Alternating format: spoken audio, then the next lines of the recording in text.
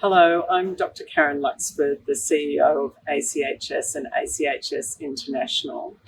And I'm very honoured to be here today in the Northern Territory to be able to interview the President of ACHS and ACHS International and our Board Chair, Professor Len Notaras. And Len is also the head of the National Critical Care and Trauma Response Centre, and this is where we are today.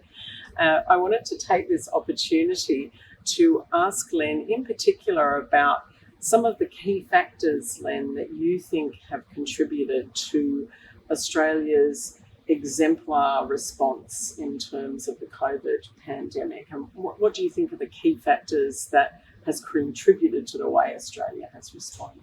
Well, first and foremost, it's a pleasure to be here, Karen, and thank you for creating the opportunity to have a bit of a chat. Australia has led the world in many ways, and part of that surrounds the fact that we've been prepared. We've learned the lessons of other nations. We are an island nation, which is very, very important as well. When you consider the size of Australia compared to Europe and compared to other parts of the world, we're enormous. So our natural boundaries, our natural borders do help. But at the same token, coming together in a collaborative manner, each of the states and the two territories, working very closely as well with our colleagues across the ditch in New Zealand. We've actually been prepared. We've worked through a whole series of scenarios, not just at this particular time, Karen, but we've been working on this since SARS, since the MERS outbreaks, even during the Ebola time. This particular facility that we sit in today, the National Critical Care and Trauma Response Centre, while the product of the first Bali tragedy also has an ability to be able to respond to public health emergencies. Now, for instance, towards the end of 2019, we responded to the tragic outbreak of measles in Samoa. I say that because part of the Australian mantra, part of the Australian vision is to be prepared and to continually look forward to and learn from others and not take anything for granted.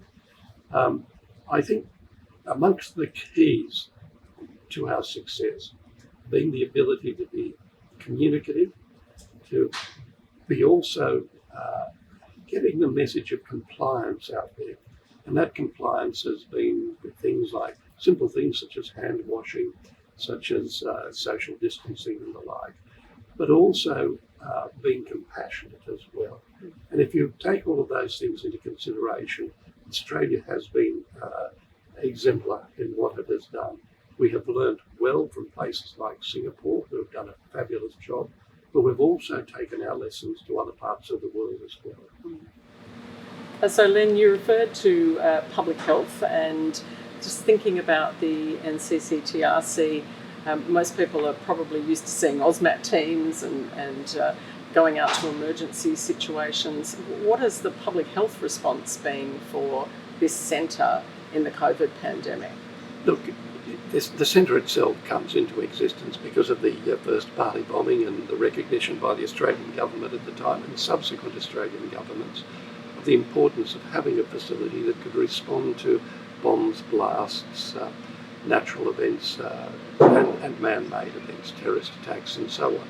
However, having said that, while Pakistan 2010, Tacloban 2013, Fiji, the various cyclones and so on, most of our work has been surrounding trauma and the response to the natural and man-made disasters.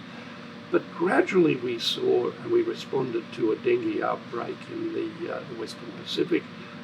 We began to see that public health was a very, very important imperative into the future.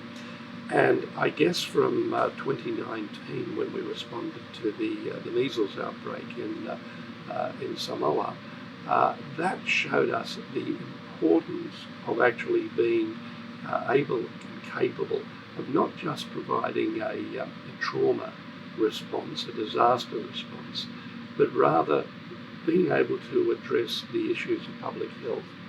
Way back when Ebola was breaking out, we were prepared for that in the event we might need to deploy. And we did have individuals, not as OSMAT or as indeed as the National Critical Care Trauma Response Centre, but individuals did respond to that. But the importance of public health issues became more and more imperative over time. And so with Samoa and measles, we then saw, of course, at the end of 2019, beginning of 2020, COVID-19 comes onto the horizon. Now, it wasn't a surprise that this occurred because, again, we'd seen SARS, we'd seen MERS, we'd seen bird flu, etc. So we were prepared, but we weren't necessarily expecting it to be the enduring, sustained,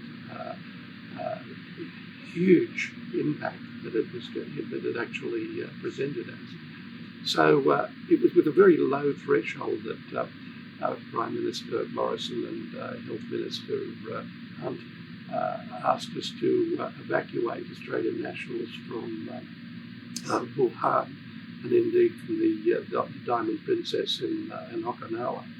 And that began, in a sense, for want of a better word, our adventure in the real public health infectious disease arena, which since 2019 we have had now in excess of 25 deployments.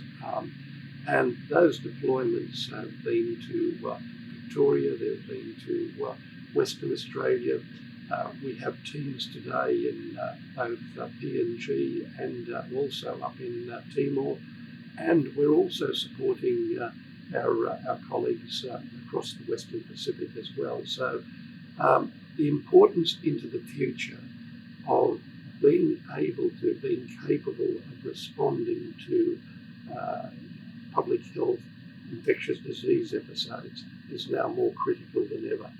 The COVID-19 challenge is going to be with us for a long, long time. The vaccines are incredibly important. So too are the social mores, distancing, hand washing, and so on and so forth, contact tracing. And I think we're seeing coming into its own areas such as epidemiology, areas like ongoing mental health treatment and management, areas such as workplace changes, working from home, working in a different manner, using Zoom rather than or Teams, whatever the modality might be, rather than face-to-face meetings. That is not to say we shouldn't get back to a degree of normality where we have face-to-face interaction. Of course we have to. We have to live with what we've got, but we have to live with it safely. And do you think that there's a global realisation that we can't just be looking after our own backyard, but we are part of that broader community in terms of the pandemic, and that it's just as important to be assisting our neighbours as we think about how COVID is rolling out? And what is, you mentioned Timor and Papua New Guinea, what is the role of this centre in that sort of assistance? Look, it is supporting our brothers and sisters up there, our neighbours, our closer associations. This is global. It involves the world. And if ever we're going to get back to some degree of normality, and we will, we have to assist others. We have to ensure the integrity of other nations, other partners. So partnership is incredibly important. We're playing a leading role in bringing Australians back, vulnerable Australians back at this present moment with our Centre of National Resilience out at the Howard Springs facility. Thus far, we've brought almost 8,000 Australians back in just on 170 days, which is quite remarkable. They've come back successfully. We've not, to this particular point, had a breach in PPE or a leak in terms of what goes on. And that's testament to the OSMAT framework. Now, OSMAT Australian Medical Assistance Teams. Australian Medical Assistance Teams, as I said, initially were about disasters. Now we're moving more closely and more vigorously into the public health arena. And that is seeing us employ more public health positions, public health support staff, not necessarily just doctors or nurses, but a whole range of specialties